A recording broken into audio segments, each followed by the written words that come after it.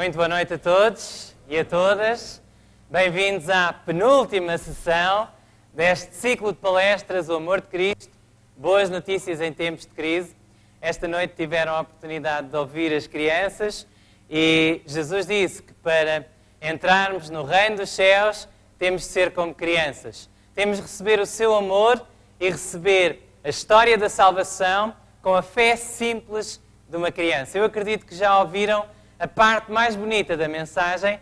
No entanto, vamos abrir juntos a Palavra de Deus e para isso eu vou convidar-vos a inclinarem as vossas cabeças e a fazermos uma oração. Pai nosso que estás no céu, obrigado. Obrigado por esta caminhada que fizemos juntos ao longo destes 2 meses. Ainda temos 2 mensagens, 2 temas para abordar e eu quero pedir que esta noite o Espírito Santo fale poderosamente a cada coração que deseja sinceramente ouvir a Tua Palavra, ouvir a Tua voz a falar ao seu coração. É o que eu peço em nome de Jesus. Amém. Esta noite o tema é: vais poder fazer perguntas. Deus reservou 1000 anos para responder. Eu iniciei o meu trabalho, o meu ministério pastoral, na cidade de Beja, há 9 anos atrás, e foi um tempo muito bonito da minha vida. Eu gosto muito do Alentejo, eu gosto muito do campo, gosto do cheiro do campo. Lembro-me que nos meus dias de folga eu ia passear pelo campo, via os montes alentejanos, as oliveiras. Na primavera, nesta época que estamos a viver, os campos alentejanos ficam todos floridos. Gostei imenso de começar o meu trabalho ali. E conheci uma jovem, eu e a minha esposa, estávamos casados há pouco tempo, há 1 ano, e os dois fomos para Beja e conhecemos uma jovem que se tornou uma grande amiga nossa. Até hoje somos muito amigos. Foi a jovem que trabalhava na agência imobiliária que nos encontrou um apartamento que nós alugámos, e esta jovem, ao nos conhecer, achou que nós éramos muito esquisitos, porque éramos vegetarianos. A casa tinha uma grande televisão na sala e nós dissemos: olha, nos primeiros anos do nosso casamento, nós agora temos televisão, mas nos primeiros anos do nosso casamento não queríamos ter televisão, queríamos aprender a conversar, a comunicar, e a televisão às vezes mete-se um bocadinho no meio dos casais, e então ela achou-nos muito estranhos e esquisitos, vegetarianos, não querem televisão, é uma televisão tão grande, e depois perguntou assim à minha mulher: você disse que o seu marido fazia o quê? E ela disse: ele é pastor. Então começámos a falar, almoçámos juntos, passámos horas e horas naquele dia a conversar. Falei-lhe sobre muitas coisas. Mais tarde ela disse-me assim: naquele dia eu achei que vocês eram completamente loucos, doidos, varridos, quando me falou da Bíblia e dessas coisas todas, dos anjos. Mas ela continuou com interesse em ouvir, e então tornou-se a primeira pessoa, a minha primeira vítima, com quem eu estudei a Bíblia. Fiz muitos erros, certamente, mas uma coisa que eu me lembro é que ela fazia perguntas e perguntas e perguntas e perguntas e mais perguntas, e quando eu pensava que já tinha respondido a tudo, ela fazia outra pergunta, e fazia perguntas tão complicadas que até hoje eu não sei se consigo encontrar a resposta. Ela hoje, eu acho que ela ainda tem perguntas no coração, foi estudar teologia, tornou-se a primeira pessoa com quem eu estudei a Bíblia, quem eu batizei, porque percebeu que apesar de haver perguntas que não conseguimos compreender, podemos saber que Deus é amor. É isso que nós aprendemos quando estudamos corretamente a Bíblia. Na realidade, as perguntas da Rita podiam resumir-se todas numa pergunta só. As perguntas mais difíceis que nós fazemos na nossa existência humana podem resumir-se, sobretudo em relação à fé e à nossa relação com Deus, podem resumir-se a uma pergunta só. E a pergunta, poderíamos formulá-la desta maneira: será o caráter de Deus digno de confiança? As perguntas normalmente são: se Deus é tão bom, porque é que existe o mal? Porque é que Ele permite que as crianças sofram nesta terra? Porque é que Deus permitiu que Lúcifer se revoltasse e fizesse uma revolta tão grande? Porque é que Deus permite que o diabo faça tantas catástrofes nesta terra? Porque é que Deus permite que coisas más aconteçam a boas pessoas e coisas boas aconteçam a más pessoas? Se Deus é tão justo, se Deus é bom, Será que o caráter de Deus é digno de confiança? E isto suscita muitas outras perguntas. Lembro-me que um professor meu, esta não é uma fotografia dele, não se preocupem. Não, isto é apenas uma imagem que eu tinha em casa, eu não vou dizer quem ele é, já foi meu professor há muitos anos e está em França, por isso não há problema. Bom, de qualquer maneira, um professor meu dizia-me que teve uma conversa um dia com um sacerdote hindu e o sacerdote disse-lhe assim: sabe, vocês ocidentais preocupam-se muito com as razões das coisas, mas nós preocupamos-nos com a solução. Eu acredito que o caráter de Deus é assim também. Quando o homem caiu em pecado, Deus não se colocou a dar-nos muitas explicações, embora haja muita coisa revelada e que nós podemos estudar e aprender, podemos estar toda a nossa vida e devemos estar toda a nossa vida a estudar a Bíblia e a aprender, mas Deus preocupou-se em primeiro lugar em resolver o problema.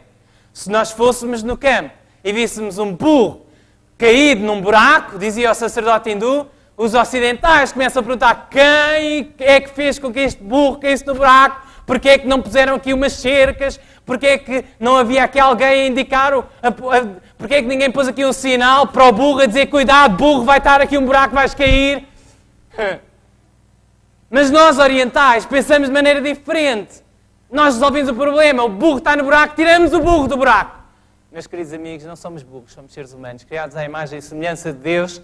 Deus amou-nos tanto que deu o seu Filho para morrer por nós. Resolveu o problema antes de dar explicações. Resolveu o problema. Jesus morreu por nós. Morreu por ti e por mim na cruz do Calvário. Para que se tu acreditares nele, se tu lhe entregares o teu coração, não tenhas de morrer, mas possas viver eternamente. Porque Deus amou o mundo de tal maneira. Será que podemos dizer juntos este verso? Aqueles que vêm a estas palestras já o sabem de cor, certamente. Porque Deus amou o mundo de tal maneira que deu o seu Filho unigênito para que todo aquele que nele crê não pereça, mas saia do buraco, tenha a vida eterna. Não pereça, mas tenha a vida eterna. Saia deste poço de desolação que é este mundo. Saia de uma vida de pecado. Saia da tristeza e da morte. Saia do mal e viva para sempre com Deus. Essa é a mensagem das Escrituras. Deus não se prendeu com muitas explicações. Primeiro, Deus veio salvar-nos. No entanto, a Bíblia, para aqueles que desejam respostas, a Bíblia diz-nos que Deus vai responder a todas as perguntas que nós fazemos nesta terra e, quem sabe, muitas mais. Quando é que isso vai acontecer? Como é que isso vai acontecer? A Bíblia diz no Salmo 22, verso 29, a palavra de Deus diz: todos os grandes da terra comerão e adorarão, e todos os que descem ao pó se prostrarão perante Ele. Esta linguagem, todos os que descem ao pó, na Bíblia, significa todos os que morrem. Mesmo os que morrem um dia prostrar-se-ão perante Deus. Como e quando? Como também os que não podem reter a sua vida. Quer dizer que mesmo aqueles que morrendo não vão poder viver eternamente, não vão poder reter a sua vida, mesmo aqueles que no fim rejeitaram Deus e no fim serão separados eternamente de Deus e serão mortos para sempre, mesmo esses vão reconhecer que a sua sentença é justa, mesmo esses vão confessar a Deus, vão louvar a Deus e dizer que Deus é justo, é o que diz a Bíblia em várias passagens. Reparem que o apóstolo Paulo disse, citando um texto de Isaías, no Novo Testamento encontramos o livro de Romanos, capítulo 14, verso 11, escrito pelo apóstolo Paulo, citando um texto de Isaías, porque está escrito pela minha vida, diz o Senhor, que todo o joelho se dobrará diante de mim e toda a língua confessará a Deus. Toda a língua confessará a Deus, todo o joelho se dobrará diante de Deus, mesmo os que já morreram. Todos os seres inteligentes do universo irão reconhecer um dia que Deus é justo e que Deus é misericordioso, que Deus é amor. Quando é que isso vai acontecer? Lembram-se certamente, nós já lemos este texto nestas palestras, neste ciclo de conferências. Lemos o texto de João capítulo 14, verso 1 a 3, em que Jesus, na noite em que foi traído, fez a promessa mais preciosa aos seus discípulos, a promessa da sua segunda vinda. Reparem, Jesus disse, não se turbe o vosso coração, estão preocupados, sabem que eu vou partir já vos avisei que vou morrer, compreenderam isso finalmente e agora estão tristes, o vosso coração está perturbado, mas não se perturbe o vosso coração. Credes em Deus, crede também em mim. Na casa de meu Pai há muitas moradas. Se não fosse assim, eu vou-lo teria dito. Leiam comigo agora esta última frase. Vou o quê? Preparar-vos lugar. E quando eu for e vos preparar lugar, virei outra vez e vos levarei para mim mesmo, para que onde eu estiver, estejais vós também. Jesus não disse, eu vou morrer e ressuscitar, e depois quando vocês morrerem, encontramos-nos todos no céu. Jesus não disse isso. Ele disse, eu vou morrer e ressuscitar. Vou ascender ao céu, vou preparar-vos o lugar e depois venho outra vez para vos buscar. Como e quando Jesus ensinou que a sua vinda, a sua segunda vinda, ninguém sabe o dia nem a hora, mas Jesus disse que quando Ele voltar vai haver sinais explícitos que é a sua vinda e não precisamos ser enganados, porque os mortos vão voltar à vida, os mortos vão ressuscitar. Jesus disse, João capítulo 5, verso 29, e os que fizeram o bem sairão para a ressurreição da vida e os que fizeram o mal para a ressurreição da condenação. Jesus fala acerca de duas ressurreições. Quando lemos os Evangelhos, parece que as duas ocorrem simultaneamente, que de repente ressuscitam uns para o bem, uns para a vida e outros para a condenação eterna, mas na realidade a Bíblia explica-se a si mesma. Jesus estava a falar de duas ressurreições distintas e separadas no tempo. A ressurreição da vida e os que fizeram mal para a ressurreição da condenação. O apóstolo Paulo explica em 1 Tessalonicenses capítulo 4, verso 16, porque o mesmo Senhor descerá do céu com alarido e com voz de arcanjo. Arcanjo significa o chefe dos anjos, Jesus Cristo. Miguel, no Antigo Testamento, o ser que Daniel viu como Miguel, aquele que é como Deus, o chefe dos anjos, o Senhor dos anjos, o Senhor dos exércitos, Jesus, com a sua voz despertará os mortos e com a voz de arcanjo e com a trombeta de Deus.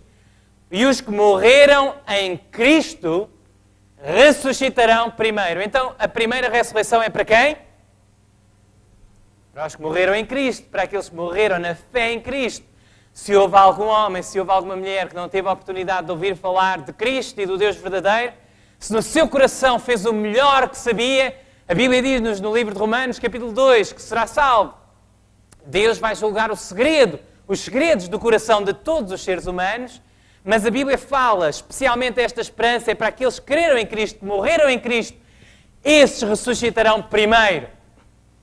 E o que é que vai acontecer àqueles que acreditam em Cristo, fiéis a Jesus, que lhe foram fiéis durante toda a sua vida e que estarão vivos quando Jesus voltar? A Bíblia ensina que as coisas vão estar polarizadas. Uns seguem a besta e a sua imagem, outros adoram a Deus e têm o selo de Deus. Já vimos nestas palestras o que é que isso significa. Esses que foram fiéis, esses que guardam os mandamentos de Deus e têm fé de Jesus, esses, o que é que lhes vai acontecer? Aqueles que estiverem vivos, o que é que lhes vai acontecer? O apóstolo Paulo fala e diz, escreveu e disse, depois nós, ele pensava que ainda estaria vivo quando Jesus voltasse, depois nós, os que ficarmos vivos, seremos arrebatados juntamente com eles nas nuvens e a encontrar o Senhor nos ares e assim estaremos sempre com o Senhor. É o que a Bíblia diz. A Bíblia diz que aqueles que estarão vivos quando Jesus regressar e que serão fiéis a Cristo, aqueles que fizeram bem e que estarão vivos, serão transformados e serão elevados ao céu.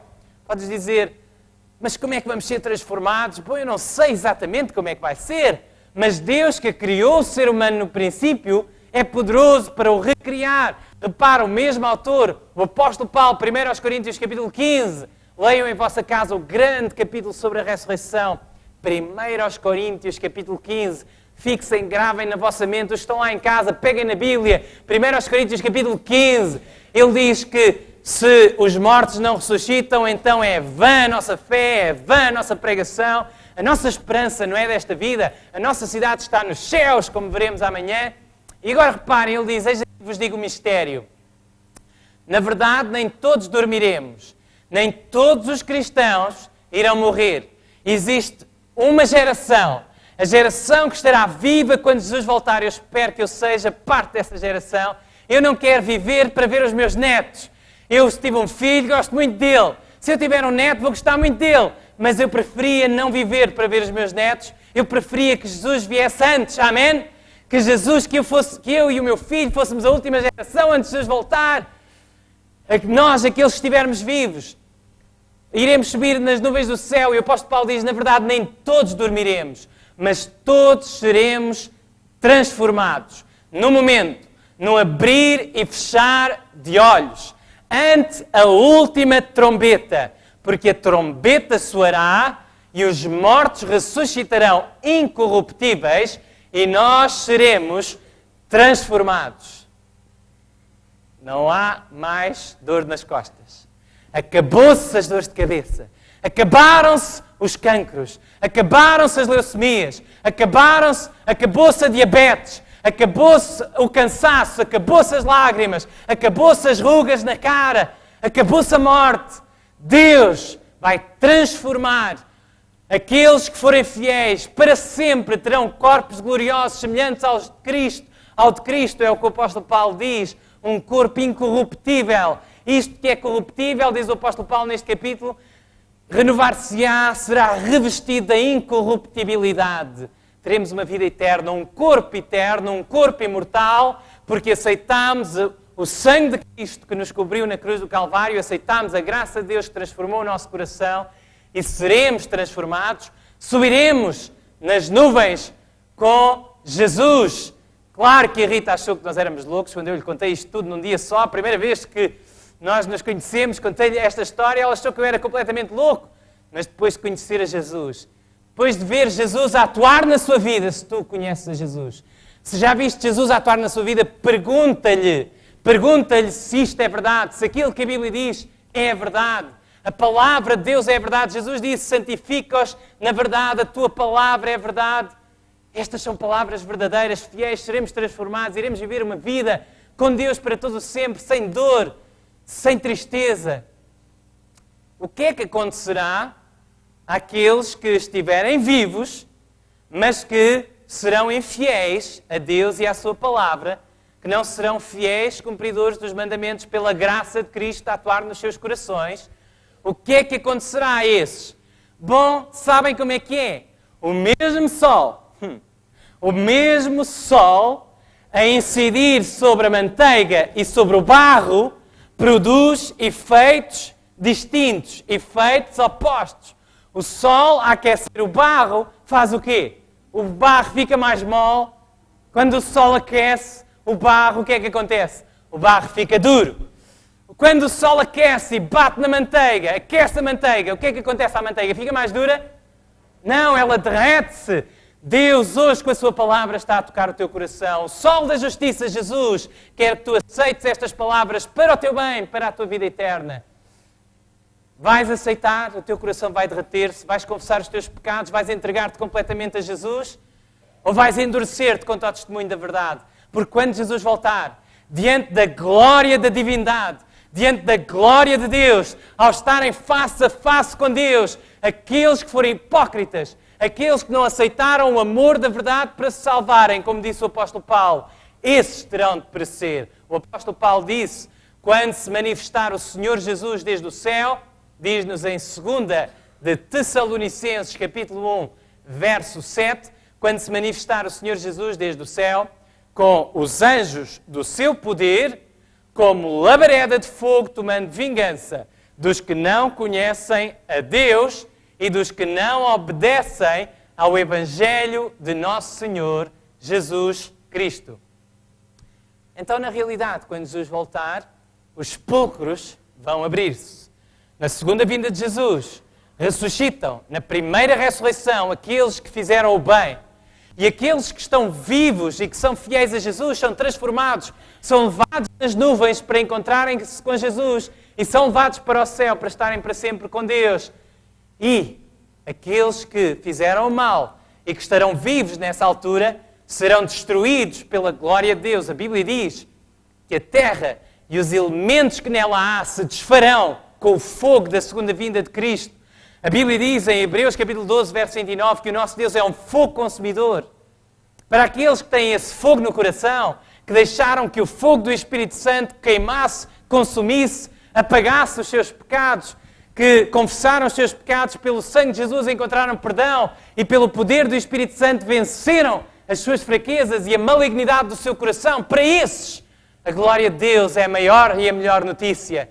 Mas para aqueles que se agarraram ao pecado, a glória de Deus que destrói o pecado tem de destruir o pecador, que se identificou com o seu pecado, e então esses morrerão.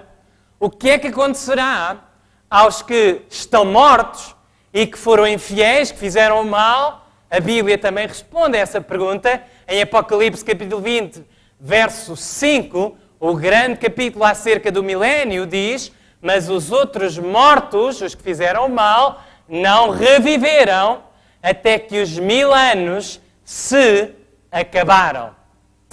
O que é isto dos 1000 anos? O que é que a Bíblia ensina acerca do milénio? Será que o milénio é uma época em que as pessoas se vão poder ainda arrepender? Será que é uma nova oportunidade, uma segunda oportunidade, ou terceira ou quarta que Deus vai dar às pessoas que não se arrependeram? Não, de maneira nenhuma. A tua oportunidade é hoje. Estás a ouvir a voz de Deus? Hoje, diz a Bíblia, não endureçais os vossos corações. O milénio acontece desde que Jesus volta em glória na sua segunda vinda.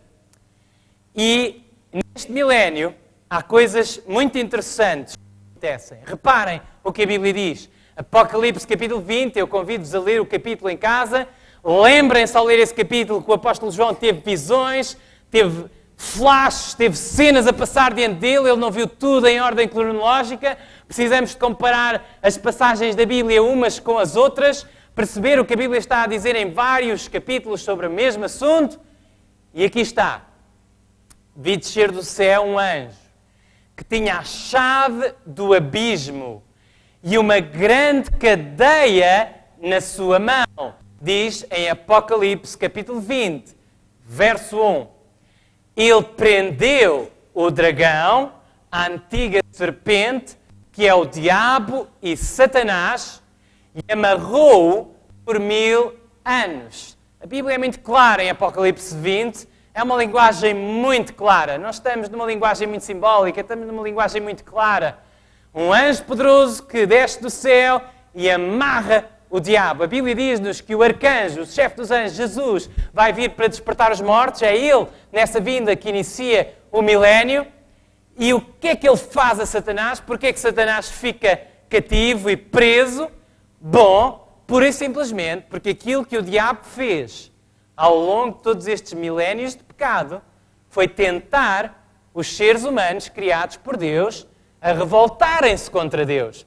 Foi tentar o ser humano, ele e os seus demónios, ele e os anjos que se uniram a ele na sua rebelião, usaram todas as suas capacidades, e são muito mais do que as nossas, para fazer com que o ser humano se desviasse de Deus.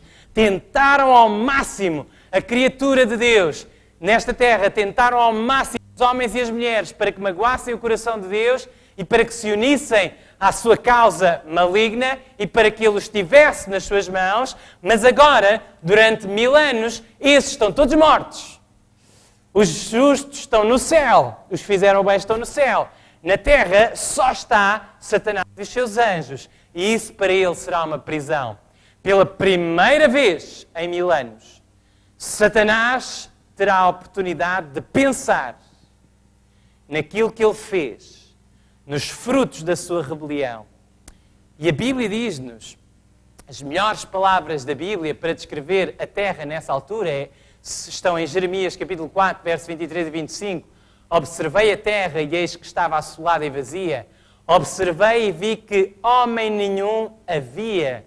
Não há homem nenhum, não há mulher nenhuma para Satanás e os seus anjos tentarem. E por isso, ele vê-se amarrado, vê-se preso. E pela primeira vez, em muitos, muitos anos, ele vai pensar naquilo que fez. Agora, o que é que os justos, o que é que os salvos vão estar a fazer com Deus no céu? Será que Deus tem lá uma ventoinha cósmica e umas palmeiras para abanar? Pronto, já chegaste cá acima, será que é isso? Não, a Bíblia diz que vamos estar ativos durante esses 1000 anos. Reparem, a Bíblia diz-nos que vamos poder fazer perguntas. É aí que as tuas perguntas serão respondidas. Apocalipse 20, verso 6 diz: bem-aventurado e santo aquele que tem parte na primeira ressurreição. Quem é que ressuscita na primeira ressurreição? Os que fizeram o bem. Os que fizeram bem ressuscitam na primeira ressurreição. E a Bíblia diz: bem-aventurado e santo aquele que tem parte na primeira ressurreição. Sobre estes não tem poder a segunda morte. A Bíblia fala da primeira morte e da segunda morte. Já veremos o que isso significa. E agora diz: mas serão sacerdotes de Deus e de Cristo e reinarão com Ele 1000 anos. Diz-nos Apocalipse, capítulo 20, verso 6. Reinarão com Ele 1000 anos. Quando nós estudamos a Bíblia, apercebemos que no Velho Testamento e no Novo Testamento, os reis não eram só aqueles que mandavam e todos os outros obedeciam, eram também os juízes. Eram eles que legislavam. Eram eles que diziam o que é que era correto e o que é que era errado. E a Bíblia, nesta linguagem, está-nos a dizer que iremos julgar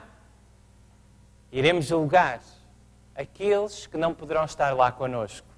E, inclusive, iremos julgar até os próprios anjos. O apóstolo Paulo escreveu, eu convido-vos a ler em casa estas palavras para que não duvidem de mim. Abram as vossas Bíblias em vossa casa. Procurem no Novo Testamento, depois dos Evangelhos, depois de Atos, depois de Romanos, encontrarão a primeira e a segunda epístola aos Coríntios. Peguem na vossa Bíblia, encontrem primeiro aos Coríntios capítulo 6 e reparem o que diz a Bíblia. Não sabeis vós, primeiro aos Coríntios 6, verso 2, que os santos hão de julgar o mundo, aqueles que forem os santos, fiéis e eleitos de Deus, que subirem ao céu na segunda vinda de Jesus e que estarão durante 1000 anos a reinar com Cristo, diz a Bíblia, não vão só reinar, mas vão julgar. Hão de julgar o mundo.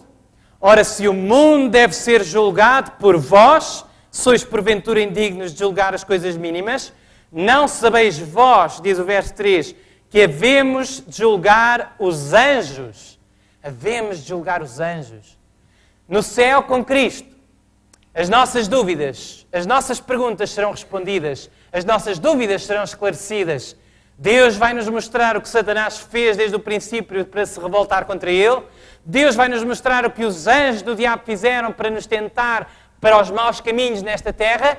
Deus vai nos mostrar também, porque vamos julgar o mundo, aquilo que os nossos queridos, que nós pensávamos e considerávamos tanto, mas que não puderam lá estar, aquilo que eles escolheram. O céu vai ser um sítio maravilhoso. O céu vai ser um sítio em que, se tu e eu, pela graça de Cristo, nos encontrarmos lá, e eu acredito que sim, devemos ter essa certeza, se amamos a Jesus de todo o coração, tu e eu, ao chegarmos ao céu, vamos olhar um para o outro e vamos pensar assim: como é que tu e como é que eu podemos aqui chegar? Diante da glória de Deus, a Bíblia diz que coisas que o olho não viu, o ouvido não ouviu, nem subiram ao coração do homem, são as que Deus preparou para os seus fiéis. Como é que tu e eu podemos estar aqui? Como é que aquele pode estar aqui? Aquele meu vizinho que fez tantas coisas erradas, como é que ele pode estar aqui? Meu amigo, se ele se arrependeu verdadeiramente, se ele aceitou o sangue de Jesus, ou se mesmo não tendo conhecido a Jesus, se ele fez o melhor que sabia. Deus é justo, Deus é fiel, Deus é misericordioso. É essa a mensagem da cruz. No entanto, também vai haver surpresas no outro sentido. Quem sabe tu e eu vamos encontrar-nos lá e tínhamos um amigo que era melhor do que nós nesta terra. Mais bonito, quem sabe fazia melhores obras, quem sabe tinha uma melhor reputação, quem sabe era mais religioso. E ele não está lá. Deus vai dar-te acesso aos livros do céu, a todos os registros do céu, e tu vais perceber as escolhas íntimas que cada ser humano fez. Deus vai responder às tuas perguntas, Deus vai esclarecer as tuas dúvidas. Tu vais ser parte do corpo celestial de juízes que irá, por fim, decretar a morte de Satanás e dos seus anjos e daqueles que se uniram a eles. Deus precisava de uma raça que pudesse ser, de alguma forma imparcial. Uma raça que sofreu, uma raça que foi tentada e que até caiu sob as tentações de Satanás, que sentiu aquilo que é o mal, para que depois, pela graça de Cristo, arrependendo-se dos seus pecados pelo sangue de Jesus, pudesse agora dizer, não, eu sei o que é o outro lado. Eu estive lá. Eu sei a malignidade de Satanás e agora conheço o amor de Deus e eu sei que é justa a sua condenação e a condenação daqueles que aceitaram o seu serviço é para o bem deles, porque não seriam felizes a fazer o mal eternamente. Podes dizer, então Deus antecipou o mal? Não. Deus, naquilo que é mau, nesta história do grande conflito, nesta história universal de pecado, Deus pega em todas as coisas e faz com que tudo contribua para o bem daqueles que amam a Deus. Deus consegue pegar naquilo que está mal e tirar daí alguma coisa boa. Amém? Agora reparem, a Bíblia continua a dizer-nos o que é que irá acontecer no final dos 1000 anos, do milénio. Apocalipse 20, verso 7 diz, e acabando-se os 1000 anos, Satanás será solto da sua prisão. Se Satanás estava preso porque não tinha ninguém para tentar, o que é que significa ele será solto da sua prisão? O que é que significa? Ele vai ter de novo pessoas para tentar. Porque os mortos que não ressuscitaram na primeira ressurreição têm de ressuscitar agora para receber a sua condenação justa. E eles próprios reconhecerão que é justa. Reparem, diz-nos, acabando-se os 1000 anos, Satanás será solto da sua prisão. E sairá a enganar, ele é o enganador desde o princípio, e sairá a enganar as nações que estão sobre os 4 cantos da terra, Gog e Magog. Gog e Magog é a designação antiga de alguns inimigos do povo de Israel e é usada aqui para simbolizar essa grande multidão. Diz-nos, 4 cantos da terra, todos os ímpios de toda a terra, de todas as épocas, ressuscitarão. E a Bíblia diz que os ímpios são sempre mais do que os salvos, do que os que fazem o bem, por isso será uma multidão enorme. Reparem que a Bíblia diz cujo número é como a areia do mar, para as ajuntar em batalha. Do milénio, a Bíblia ensina, veremos amanhã os textos da descrição de Jesus a descer do céu com os salvos, a vir para esta terra. Agora Jesus visita esta terra uma terceira vez, mas dizem que a terceira vez Jesus agora vai ficar aqui e vai instituir aqui o seu reino, o reino prometido na profecia de Daniel capítulo 2, o reino de Deus, o reino que deve encher toda a terra, a recriação de todas as coisas. Vamos ver isso amanhã, tem que estar cá na última palestra deste ciclo de palestras. Amanhã veremos como Deus vai refazer todas as coisas. E nesse momento, quando Jesus vem com a Nova Jerusalém e os ímpios são ressuscitados por Cristo para receberem a sua condenação, Satanás vai procurar enganá-los. Possivelmente vai-lhes dizer, fui eu que vos ressuscitei. Venham comigo, vamos atacar o mal que está dentro da cidade de Nova Jerusalém, daquela grande cidade de ouro. Vamos atacar, vamos conquistar nós aquela cidade. Mas é nesse momento que algo extraordinário acontece, diz-nos também, Apocalipse capítulo 20, mas agora o verso 11. E vi um grande trono branco, e o que estava assentado sobre ele, de cuja presença fugiu a terra e o céu, e não se achou lugar para eles diante de Deus. Será que tu e eu vamos conseguir dizer uma palavra? Deus hoje dá-te a hipótese de estares na Nova Jerusalém com Jesus neste momento. Deus queira, Deus quer que tu não estejas do outro lado, do lado daqueles que ressuscitarão na segunda ressurreição, que ressuscitarão para receber a sua condenação e que diante deste trono branco não vão poder dar desculpas, porque a graça de Deus revelou-se para todos. Para todos. Todos tiveram a oportunidade de se arrepender. Todos tiveram a oportunidade de fazer o bem ou fazer o mal, de escolher, porque Deus criou-nos livres para escolher. Deus queira que tu e eu possamos estar na Nova Jerusalém, possamos estar com Jesus nesse dia, e não do lado dos perdidos, mas do lado dos salvos. E vi os mortos, grandes e pequenos, que estavam diante de Deus, e abriram-se os livros, e abriu-se outro livro, que é o da vida. Apocalipse capítulo 20 diz que os outros mortos não ressuscitaram até que se acabaram os 1000 anos. Mas quando se acabaram os 1000 anos, está claro, ao lermos a Bíblia está claro, que esses mortos vão ressuscitar para receber a sua condenação.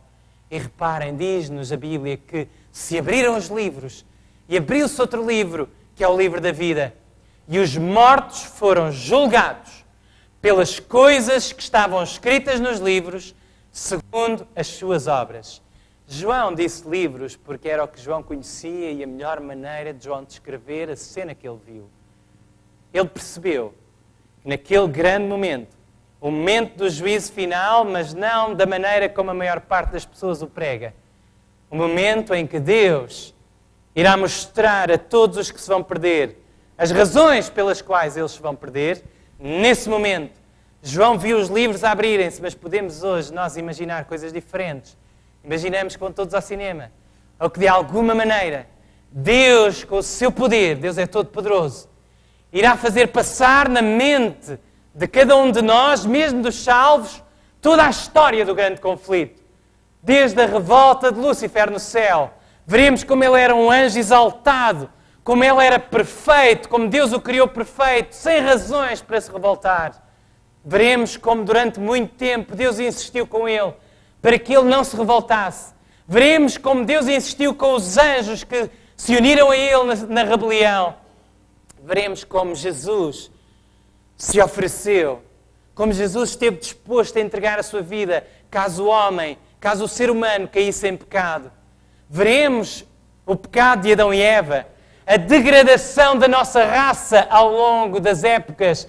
Não acredites, meu amigo, que estamos a evoluir, que estamos a ir para melhor, porque na realidade, desde que o homem caiu em pecado, a raça humana tem-se estado a deteriorar, as doenças são cada vez piores, a qualidade de vida não é a mesma aos 80 e 90 anos, a nossa esperança de vida hoje é maior do que há alguns poucos anos atrás, mas a qualidade de vida nessas idades, meu amigo, será que tens realmente qualidade de vida? Alguns já têm, graças a Deus, são uma minoria, a maior parte das pessoas é mantida a sua vida pelos medicamentos até mais tarde. Mas será que tem realmente qualidade de vida? A raça está a decrescer em força moral e física e espiritual desde a queda de Adão. Veremos tudo isso. E veremos o Deus que se tornou homem. Veremos o Filho eterno de Deus. Veremos aquele que trocou o trono por uma cruz. A coroa de Deus por uma coroa de espinhos. Veremos esse. E é nesse momento que todos, mesmo Satanás e os seus demónios, ao perceberem a dor que causaram no coração de Deus na cruz, se ajoelham diante dele e reconhecem que ele é justo e santo e puro e bom. Não estou a inventar, o apóstolo Paulo escreve na sua carta aos Filipenses, capítulo 2, verso 8, e achado em forma de homem, humilhou-se a si mesmo, sendo obediente até à morte, e morte de cruz, fala acerca de Jesus Cristo. Por isso, também Deus o exaltou soberanamente e lhe deu um nome que é sobre todo o nome, para que ao nome de Jesus se dobre todo o joelho dos que estão nos céus e na terra e debaixo da terra. E toda a língua confesse que Jesus Cristo é o Senhor, para glória de Deus Pai. Nesse momento, todos no universo, todas as criaturas inteligentes de Deus, os anjos bons e os anjos maus, os salvos e os perdidos, os seres habitantes de planetas que nunca caíram em pecado, que a Bíblia diz que eles existem, que olham para este mundo como um livro de estudo do universo, a perceber a história do grande conflito e os princípios que aqui estão, todos confessarão a justiça e a misericórdia de Deus. Mas alguns estarão na Nova Jerusalém e outros estão destinados à morte. Em que grupo é que tu vais estar? Em que grupo é que tu e eu vamos estar? A escolha é nossa e devemos escolher esta noite. A Bíblia diz-nos aquilo que vai acontecer àqueles que se revoltaram, subiram sobre a largura da terra, de alguma maneira, ainda tentam atacar a cidade de Deus. Mesmo depois de reconhecerem que Deus é justo, isso é apenas um reconhecimento exterior, não se arrependem no seu coração, porque acabam por subir sobre a largura da terra. Vejam como era uma multidão, será uma multidão. Subiram sobre a largura da terra, cercaram o Arraial dos Santos, a Nova Jerusalém, que veremos amanhã, o Arraial dos Santos e a cidade amada e de Deus. Desceu fogo do céu e os... O que é que diz lá? E os devorou. Sabem, a doutrina do inferno e das pessoas a arder eternamente é muitas vezes retirada de textos como este e do texto que vem a seguir. Apocalipse 20, verso 10 diz: e o diabo que os enganava foi lançado no lago de fogo e enxofre, e de dia e de noite serão atormentados para todo o sempre. Não só nestes textos, mas nos textos de alguns autores ditos cristãos, em muitas épocas, sobretudo na Idade Média, ficou bem patente esta doutrina da Igreja do inferno, de pessoas a arder para todo o sempre. Eu li descrições horríveis de livros, não da Bíblia, mas de livros exteriores à Bíblia, de pessoas a sofrer torturas horríveis durante toda a sua vida. Aqueles que mentiram ficam pendurados pela língua por toda a eternidade.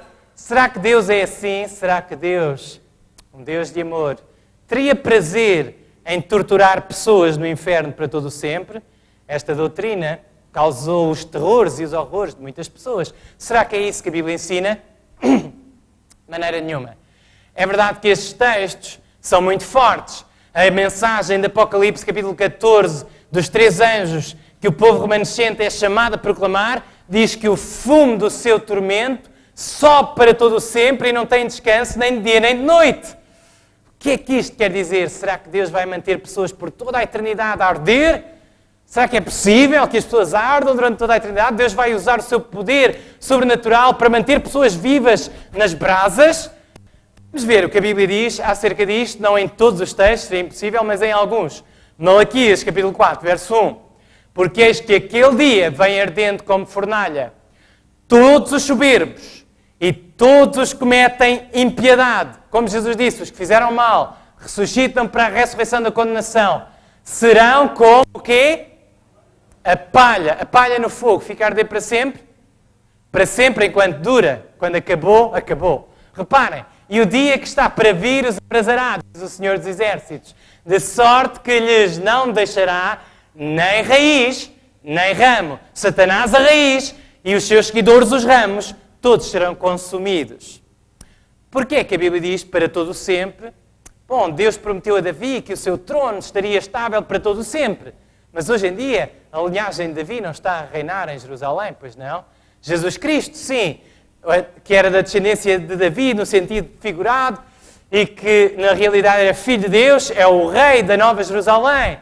Mas a descendência de Davi não se assentou para sempre enquanto eles se mantivessem fiéis, para sempre enquanto estivéssemos naquela aliança, para sempre enquanto as condições sob as quais a promessa foi dada se mantivessem. A Bíblia por vezes usa a palavra para sempre e não significa eternamente.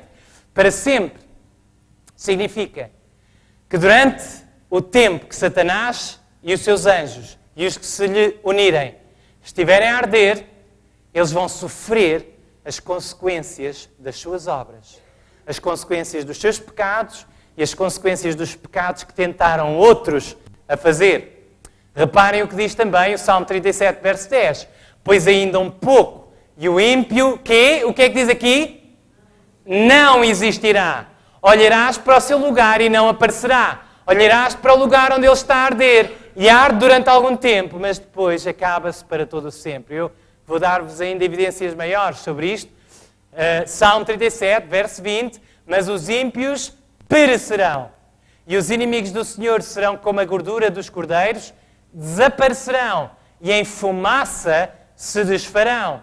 Ainda Judas, no capítulo 1, verso 7, Judas não que traiu Jesus. Jesus tinha 2 discípulos chamados Judas.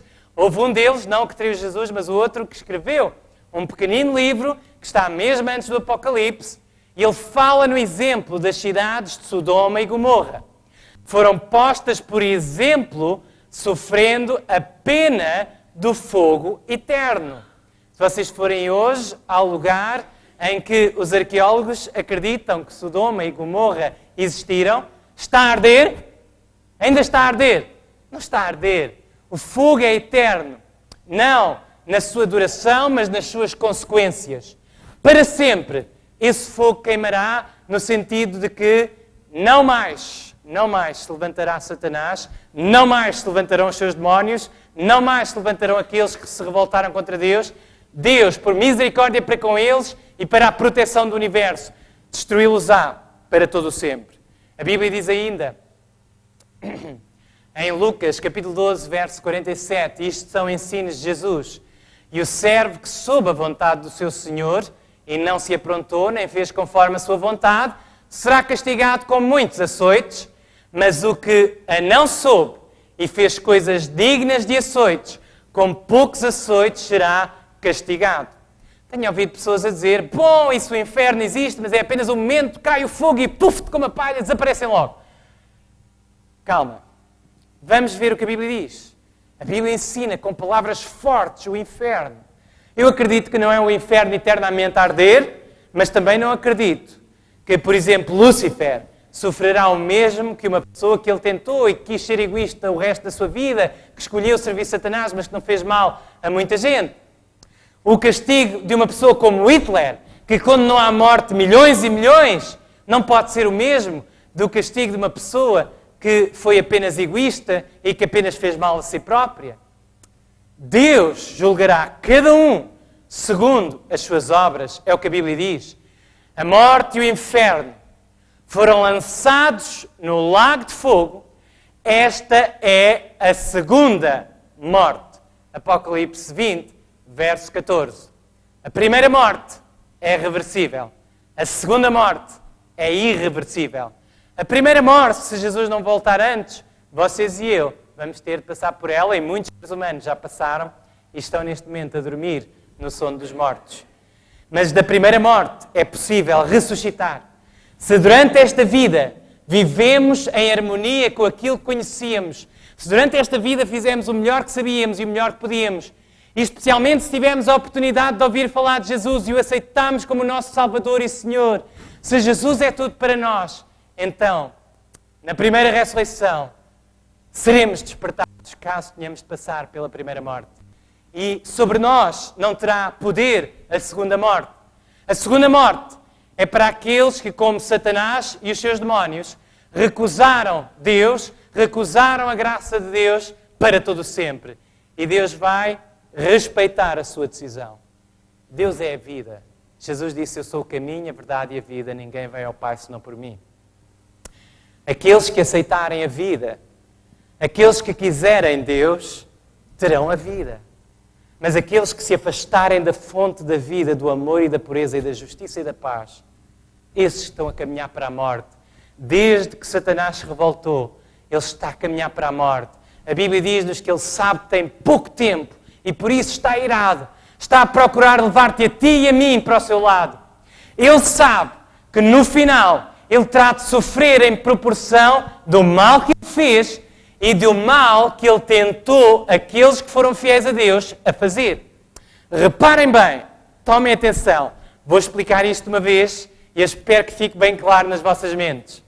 Aqueles que fizeram o mal e que não aceitaram a morte de Jesus na cruz do Calvário por eles, disseram, eu não quero que Jesus seja o meu Salvador, ou mesmo que não tenham dito estas palavras, recusaram a graça de Deus, recusaram o perdão de Deus, viveram egoisticamente, perderam-se para todo sempre. Esses, a Bíblia diz, que serão julgados de acordo com as suas obras. Eles próprios receberão neles próprios a condenação das suas obras. Mas se tu e eu, meu amigo, minha amiga, se tu e eu, aceitamos a morte substitutiva de Jesus na cruz, quem é que pagou pelas nossas obras erradas? Quem foi? Jesus, na cruz, pagou por nós. Jesus, na cruz, sentiu a angústia dos pecadores que irão ficar separados para sempre de Deus. Jesus, na cruz, suportou os fogos do inferno por ti e por mim. E por todo o mundo, mesmo por aqueles que não vão aceitar. Por isso, aqueles que o aceitaram não terão de pagar pelas suas obras erradas. E sobre esses a segunda morte não tem poder. Quem é que vai pagar pelas suas obras erradas? Jesus pagou na cruz. Mas a mensagem do santuário que estudamos nestas palestras diz-nos que o nosso sumo sacerdote, ao sair do santuário celestial, colocará essa culpa sobre a cabeça do verdadeiro instigador e tentador desde o princípio. Satanás pagará também. Satanás sentirá. Satanás sofrerá pelas coisas horríveis que ele fez os fiéis de Deus cometer. E por isso ele sabe que quantas mais pessoas aceitarem a mensagem da cruz, mais ele terá de sofrer no final.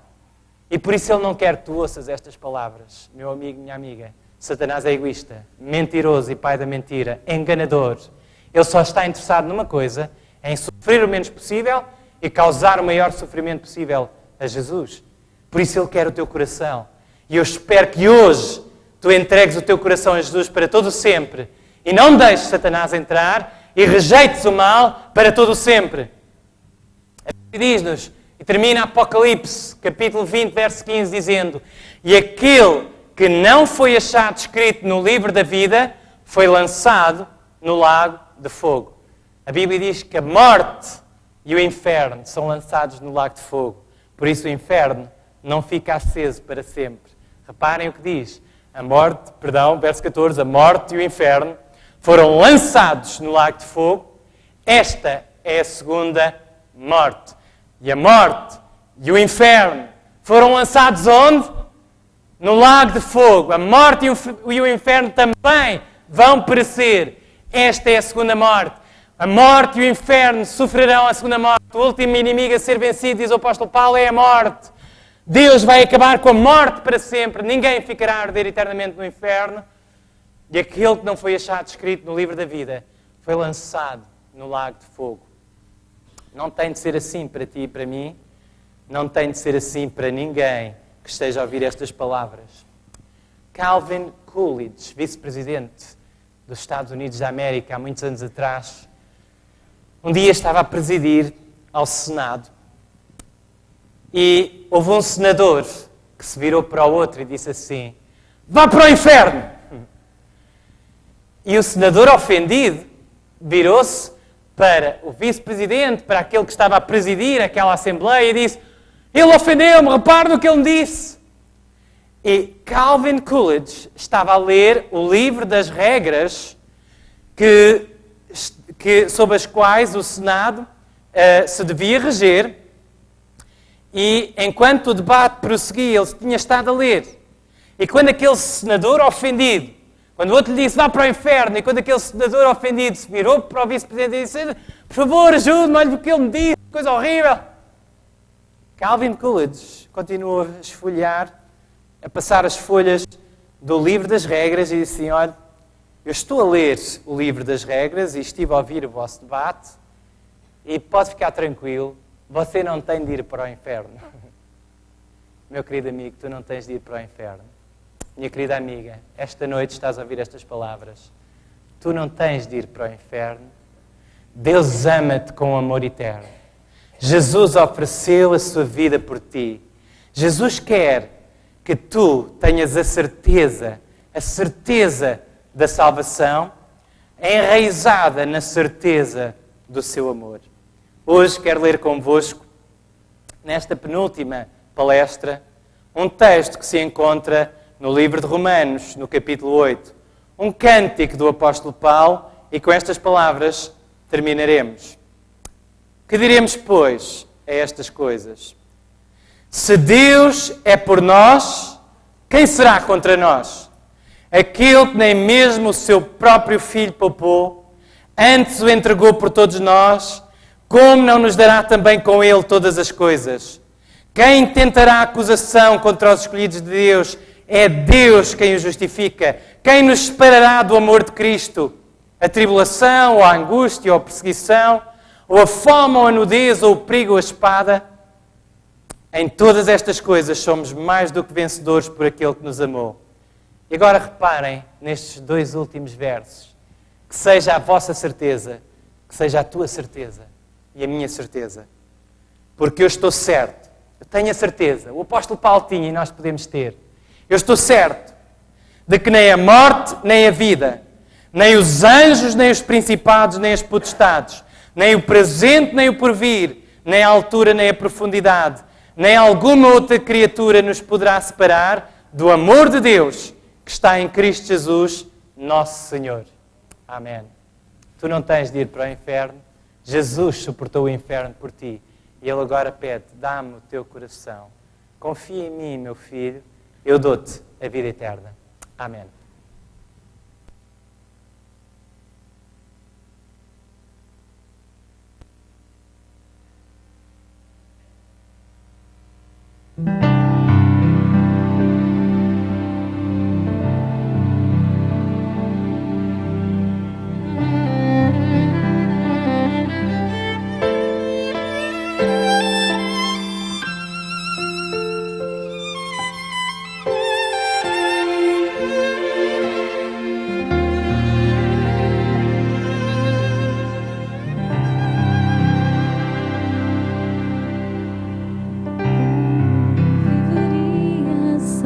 Teu amor, como existiria sem o teu favor? Num cantinho do universo aqui estou, Senhor. Mesmo assim consegues me encontrar. Hoje descobri que sou especial. Não existe neste mundo alguém igual. Pai, das tuas mãos eu vim e sei para onde vou. Vou voltar para as mãos de quem um dia me salvou.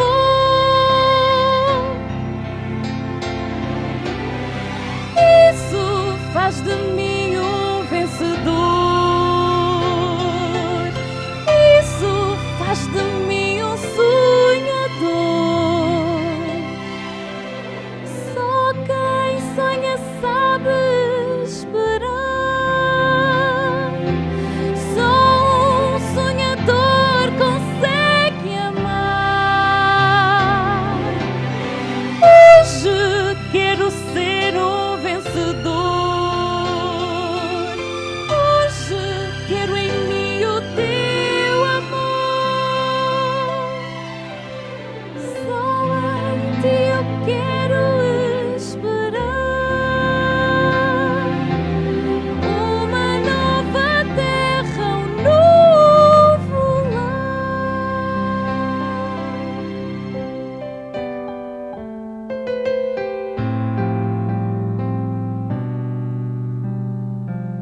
Como poderia te deixar, Jesus? Como andaria sem a tua luz? Quando a escuridão me cerca e eu não sei fugir, só tu podes vir me consolar. Pai, o mundo inteiro perde o seu valor quando desconhece que tu és Senhor. Eu agora entrego inteiramente o meu viver. Só na tua força eu sei que poderei crescer.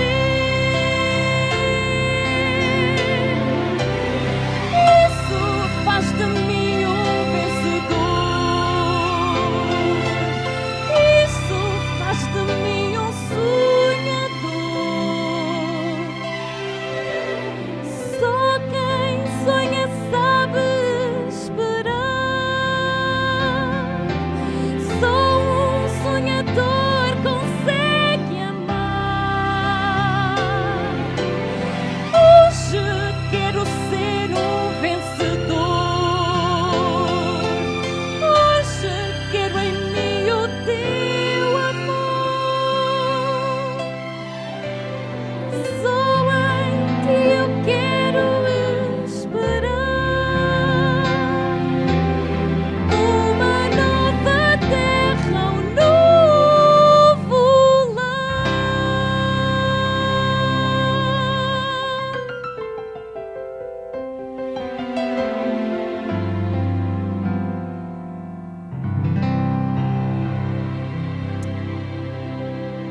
Amém. Uma nova terra, um novo lar, para dar àquele que for vencedor, àquela que for vencedora. Deus quer que tu e eu sejamos vencedores. Vencedores sobre a morte, sobre o inferno, sobre Satanás, sobre o mal. Queres ser um vencedor? Queres ser uma vencedora? Hoje podes entregar o teu coração a Jesus na certeza de que pelo amor de Cristo, pelo amor de Jesus que se entregou por ti, tu podes ter a vida eterna. Tu podes estar do lado dos vencedores. Alguém gostaria de se unir a mim hoje, se ajoelhar e de dizer: Senhor, eu sei que sou um pecador, sei que sou uma pecadora, mas eu quero aceitar a morte de Jesus pelos meus pecados e eu quero estar do lado certo para todo o sempre. Alguém gostaria de se ajoelhar comigo, mesmo em casa?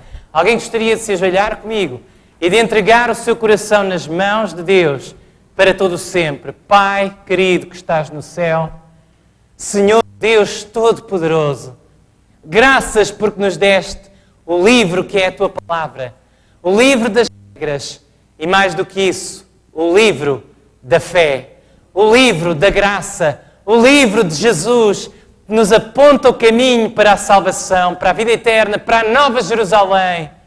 O livro que nos adverte também de que há um inferno a evitar. E eu quero suplicar, Pai, que a cada alma que hoje ouviu estas palavras, ou que ouvirá ainda no futuro, eu quero suplicar que Tu hoje entres no seu coração, que no momento em que estiver a receber esta mensagem, Tu entres no seu coração, que essa alma abra o seu coração inteiramente a Ti, que o meu coração se abra hoje e agora inteiramente a Ti e o coração de cada ouvinte. Derrama o Teu Santo Espírito sobre nós. Fortalece-nos com a certeza do amor de Jesus, com a certeza da vida eterna, a certeza da salvação, a certeza de que durante esses 1000 anos estaremos contigo no céu e Tu irás limpar dos nossos olhos e dos nossos corações todas as lágrimas. Obrigado, Jesus, por tudo isto. Em Teu santo nome e pelo Teu amor. Amém. Meus queridos amigos, minhas queridas amigas, amanhã teremos a última sessão, pela graça de Deus, deste ciclo de palestras. O tema será: Deus vai fazer tudo de novo.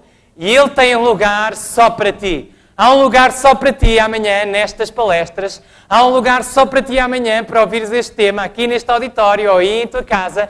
Não podes faltar. Que Deus te abençoe. Uma boa noite. Até amanhã, se Deus quiser.